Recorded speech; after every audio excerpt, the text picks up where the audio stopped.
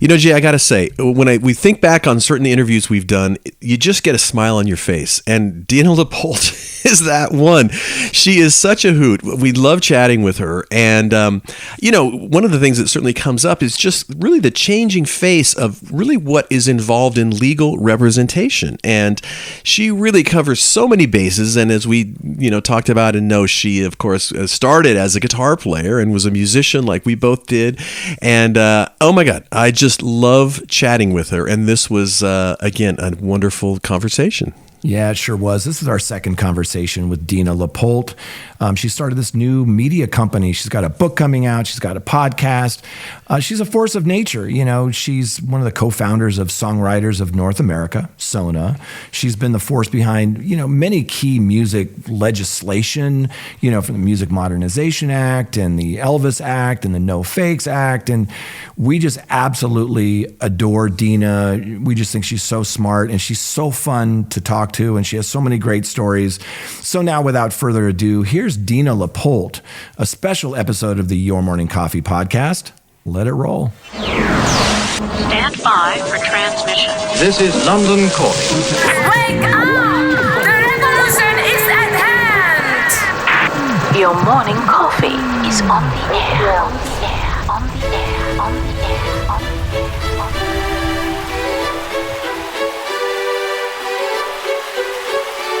Standing by.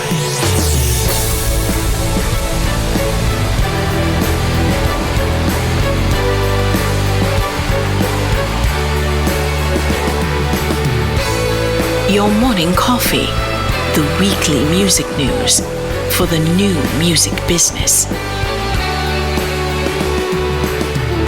It's the highly curated, agitated, advocated, moderated, and liberated digital music information that you need to know.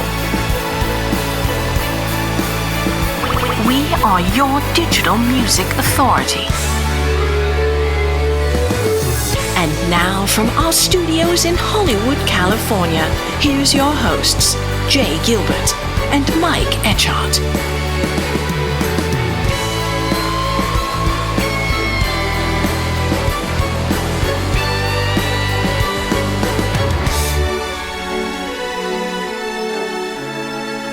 Dina, what inspired you to pursue a career in entertainment law?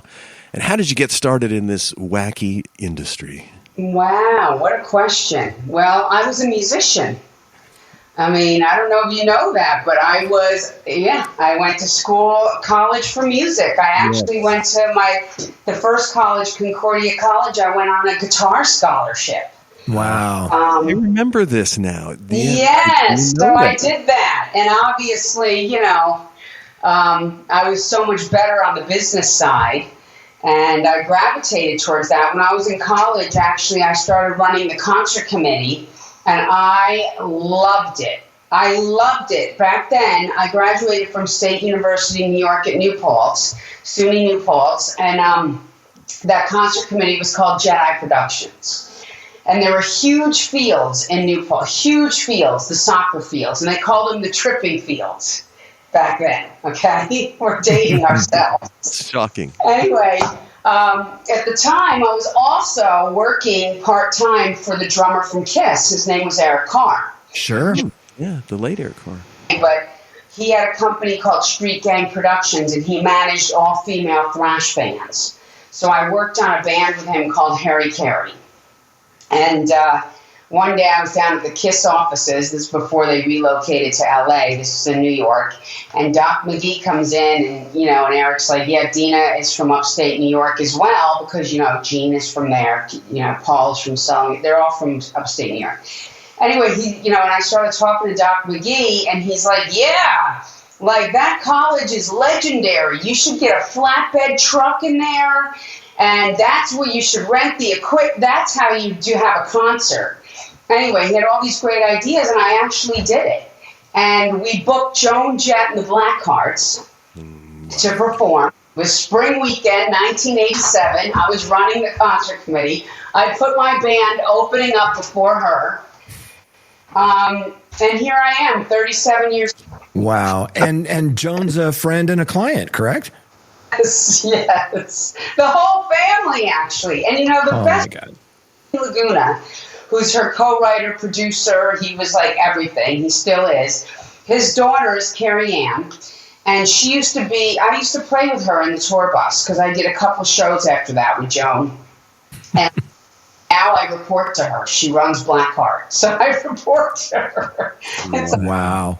That is amazing.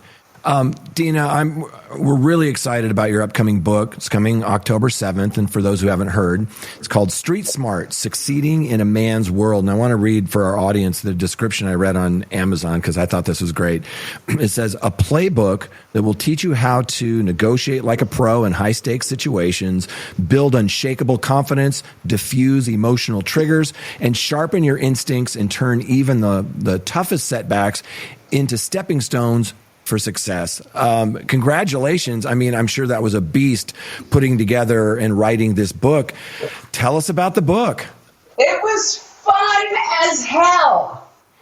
Honestly, it was not something that I was thinking of doing. I had a publisher blind reach out to me on email to say he'd been following me for a while and he'd love to do a motivational book with me.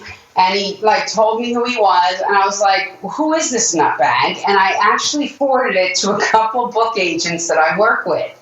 And one of them called me right away. And she told me, oh, he's the real deal. And she's like, he's published a lot of really great stuff in the wellness space, and he's in Toronto, he's independent, he's the real deal. Get on the Zoom with him. I was like, oh my God.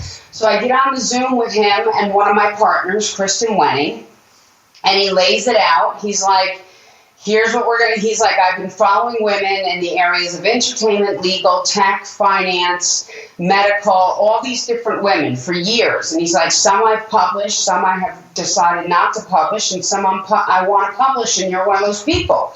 So he's like, I will do the chapter breakdowns with you directly, and then I'll get you a ghostwriter. And you could work with the ghostwriter on Zoom. I was like, okay, whatever. Kristen negotiated my deal.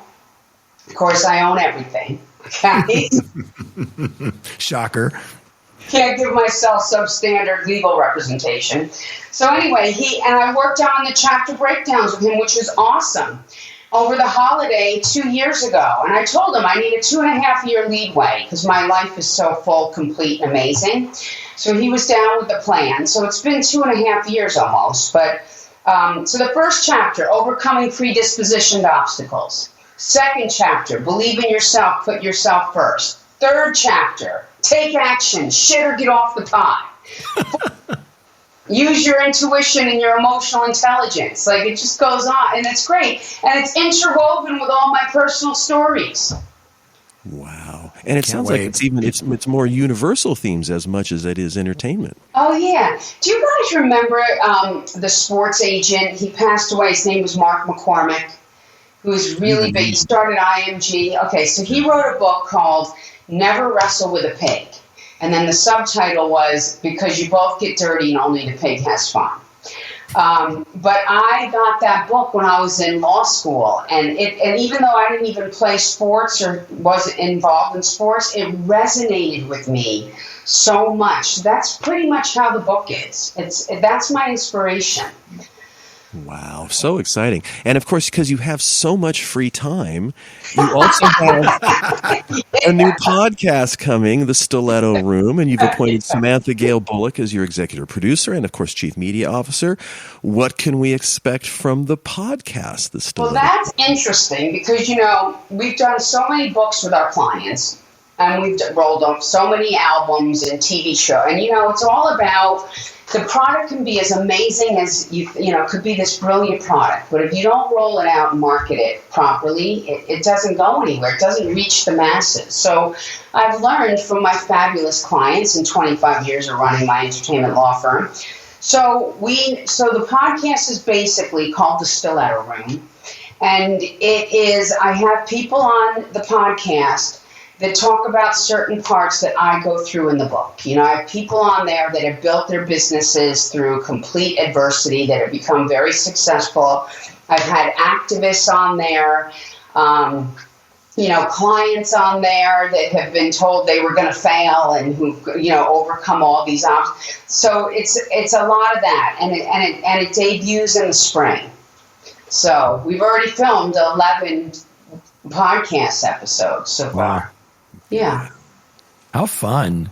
Yeah. I wanted, you've been doing this at a high level for a while now, and I'd love to talk to you about industry changes. How have you seen this landscape of entertainment law change over the years, particularly with the rise of, streaming, digital media, generative AI? I mean, it's changed while you and I have been having this conversation. Talk about that evolution from when you started until now. Yeah. Yeah, I mean, it's changed in the past 5 minutes since we've been on the phone. But, when I started, there were 17 major labels. Now there's 3. Okay, so let's just start with that. But here, also, when I also started, the CD was how you consumed music. You had to purchase a CD. You bought a CD. And now we use CDs and vinyl records as part of bundles, coupled with pieces of merchandising or tickets for the show. It's like a collector's item. So it's all digital streaming, okay? But the biggest issue right now is what we're facing because of AI, not just generative AI, but AI in general, and also because we're in a digital world.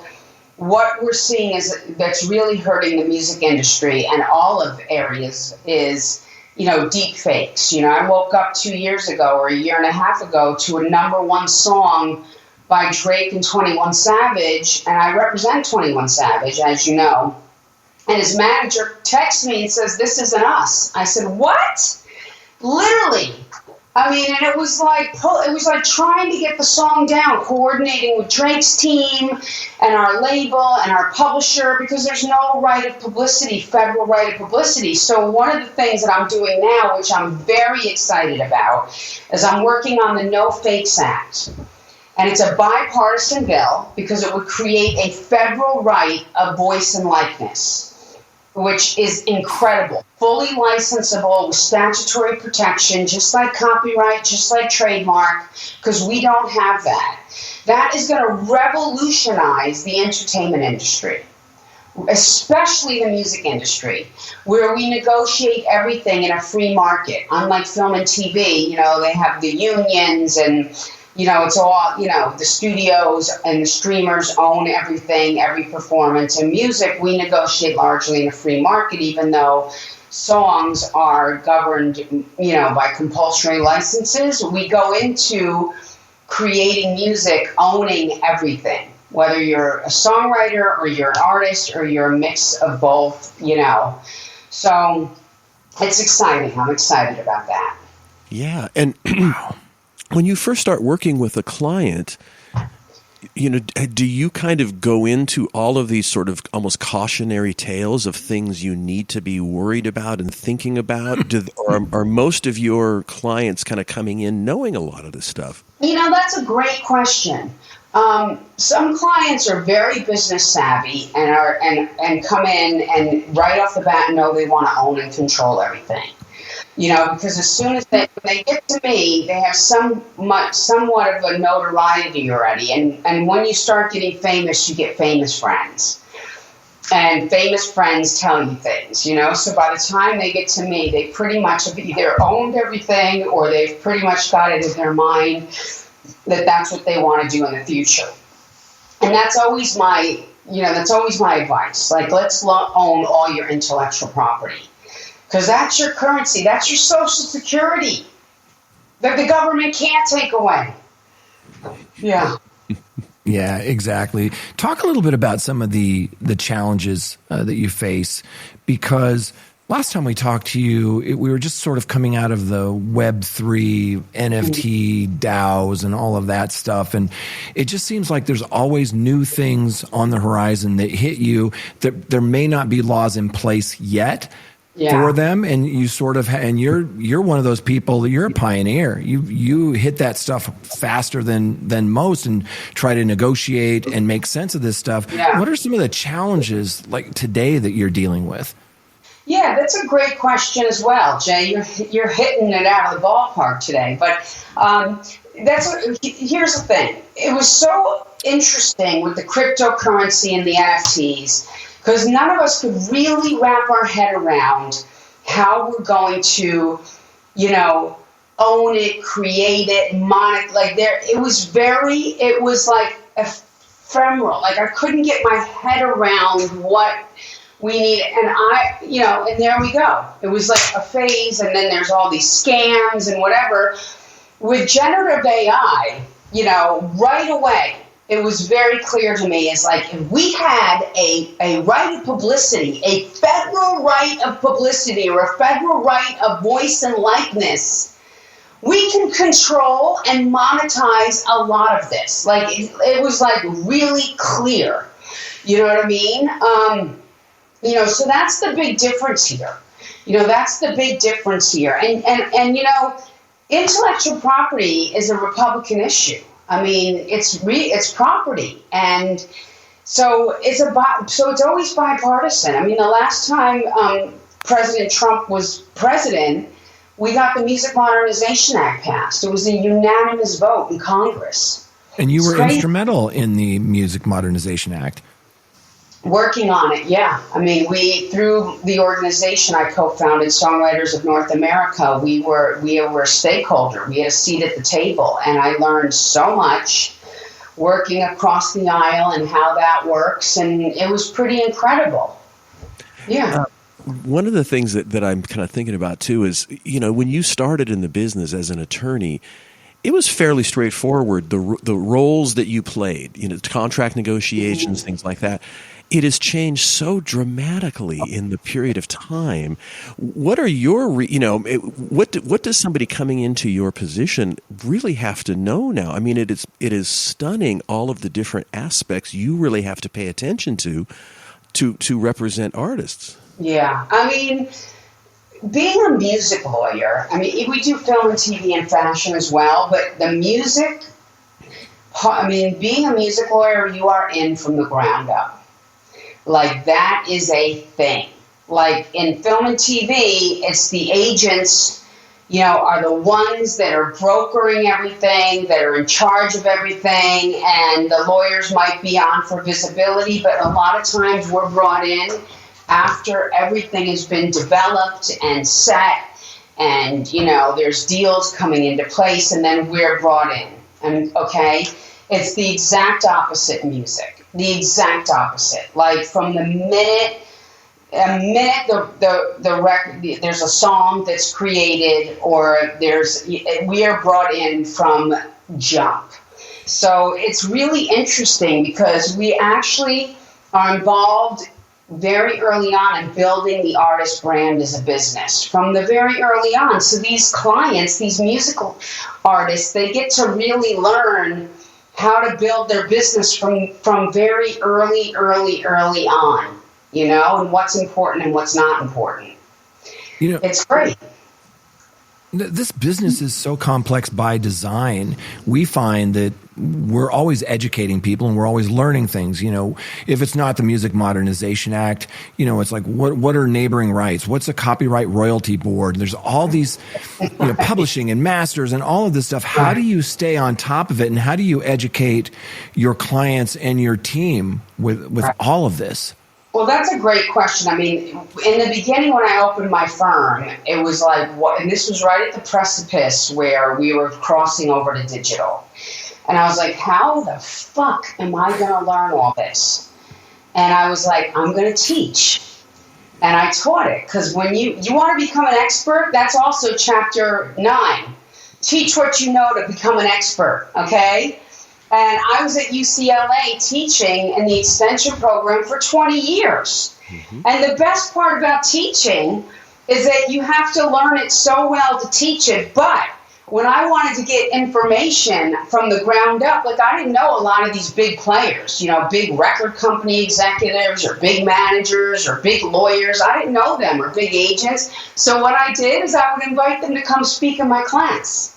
And I had like 100 people each time in my class. So they would come and speak in the class, and I literally had a list of things to ask them about, in the class so I could learn myself for my business. It was awesome.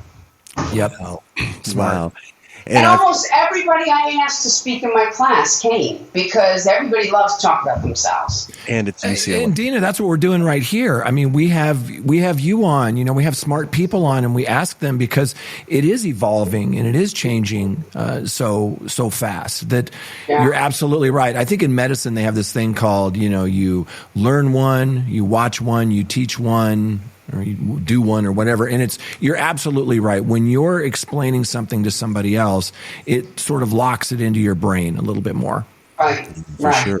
And listen, when I was in a band, that's how I learned songs, because that's how I would learn the music, because I was dyslexic, so I can't really, I did horrible in music theory. Horrible. It was like, I think I did a little bit better in music theory than algebra.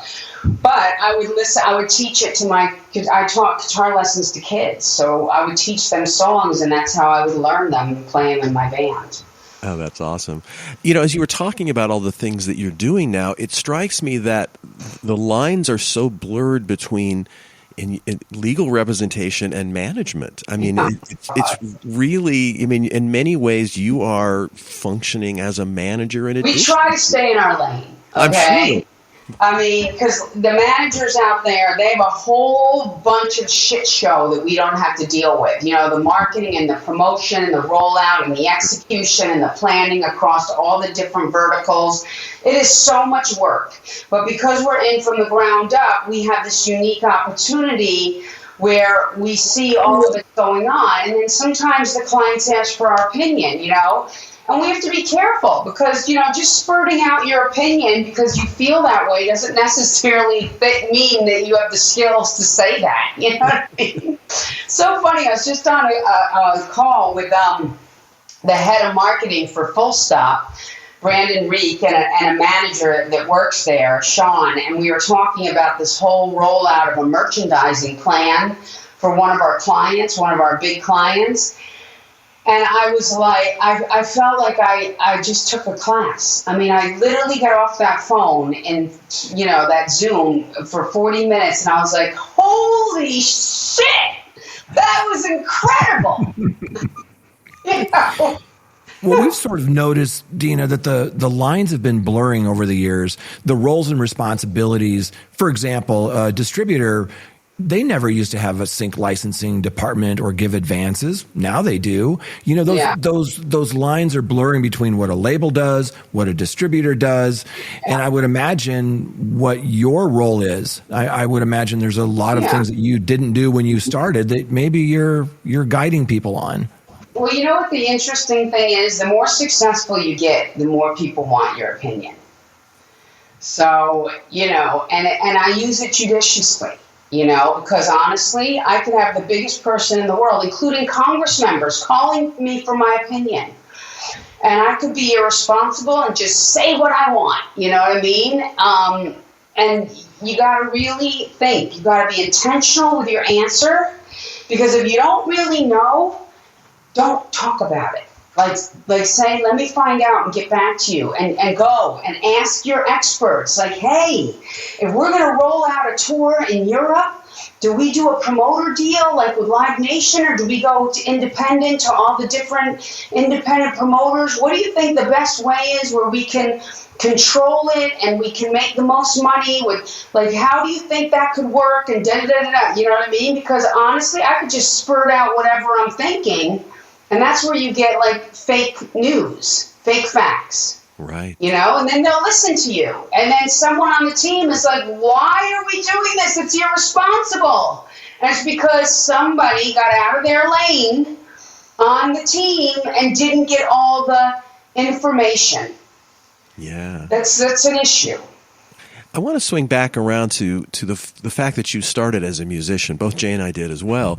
How important was that, having that knowledge and that understanding to what you do now? Okay, so important. I'm going to tell you why. Because back when I started, hip-hop was just becoming a thing. I mean, it started in the 1970s, in the Bronx, okay? But it was just crossing over to the mainstream. I mean, one of my early clients was the estate of Tupac Shakur, and this is right when rap and hip-hop were crossing over to the Billboard Hot 100. And because of my knowledge of being a musician and how it worked as a creator was instrumental in my working with the Tupac estate early on. Like, early on, Tupac, when he died, he never had a music lawyer, never. So, and music lawyers, what they do is negotiate, obviously, the record deal, but what's unique in the music industry that's not the way it is in film and TV or any other entertainment medium is the artist is responsible for putting together the paperwork for all the third-party collaborators on the album. Producers, songwriters, they're responsible to do it, and they, in fact, indemnify the record company if it's not done. So Tupac never had a music lawyer. So even though he was like this #1 star when he died and his album was like the top 10, everything was held up. All the monies were held up by the record company. They didn't know who to pay because there was no agreements with anybody. So when all these collaborators ended up filing lawsuits against the estate, because they needed to get paid, nobody really, Afeni didn't understand why her son's friends were so upset with the estate. And what was happening back then is all the lawyers were fighting for what the law says. The law says when you create a composition, it's a joint authorship, and all creators own an undivided equal percentage of the whole. That's what the law says. However, we don't work that way in music. The only genre of music that follows the Copyright Act is country music. So you could be in the room picking your teeth with some hay, but if you're in the room and contribute one word, you're getting an equal part of the song. That's how they work. Doesn't work that way in popular music, certainly not hip-hop. And how the industry custom works as a creator force is the producer comes in with the beat, the track, so they automatically get 50%. That's the intention of all the parties. And then the rappers split up the remaining 50%. But whoever comes in and writes the hook, that person usually gets probably 15%, 10 to 15%. So at the end of the day, Tupac wasn't getting an equal part of the song. And that was all the battle. The lawyers fighting for equal. And she was upset. And when I told her, like, well, this is why they're upset. And she's like, oh, my God. Well, we got to do what my son wanted to do. Right. So once she understood that, because she was Afeni Shakur was the best business person I ever worked with in my entire life. Literally the reason why, I had my own law firm, because she's the one that, kept telling me that I got to open my own law firm. Wow. So, well, as we sort of wind this down, I want to get your advice on, like, for aspiring artists or, developing middle-class artists, what advice would you give them regarding their legal rights and the importance of having legal representation? Very important, especially if you're a creator. That's where all the leverage is. The biggest issue I have right now is artists come to me at a certain level that are prominent right now, and then I look at what they signed, and I'm like, oh my God. And we need to have a strategy. Some of my big clients, I had a strategy that started 5 years ago when they came to me, and they were already big people. I'm like, your strategy is that for the next 10 to 15 years, we got to try to get your rights back. And then we got to try to own everything moving forward.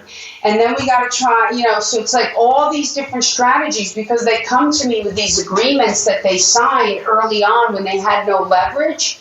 And it's just not good. Yeah. So. Yeah. Wow. It's heartbreaking. Where can our listeners learn more about you, your upcoming book, your upcoming podcast, your whole media world? Oh, well, they can always go to Instagram. I'm at Dina LaPolt on Instagram. They can go to Dina LaPolt Street Smart on Instagram, the Stiletto Room on Instagram. But all they have to do really is, if they want the book, they can pre-order it now on Amazon. Street Smart, Succeeding in a Man's World. And it's just, I'm just so blessed and grateful that I'm still in music business 45 years later. Crazy. Dina, you are a force of nature. We love our conversations with you. I hope we can do this again soon. Of course. Okay, you guys are awesome. Thank you so much, Dina. Big hug.